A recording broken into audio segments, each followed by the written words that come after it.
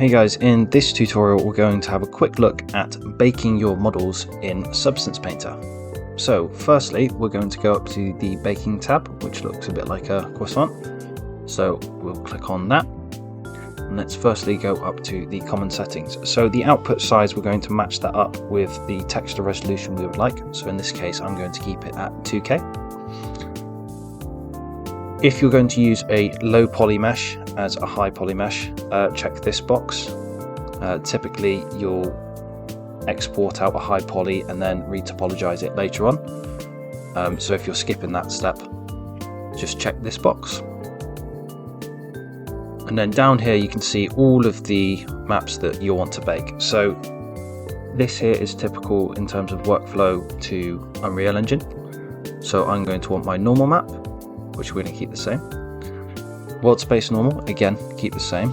My ID map, I'm going to bake a vertex color, which means we can just have one material and we can drag separate textures onto different parts of the material. For a more in-depth look at that, be sure to check out my vertex ID color painting tutorial. The next one is ambient occlusion, which we are going to, again, leave the same. Curvature, again, leave the same. Position and thickness. Now once we've selected all of those settings, we are going to simply bake selected textures, and here you can see it's going through all of the maps and baking these details. So now if we go to painting mode, you can see if we grab a texture and hold down Control, you can see the vertex IDs here, and then if we go to different mesh maps here, we can see these. So here's the ID. Another one is ambient occlusion.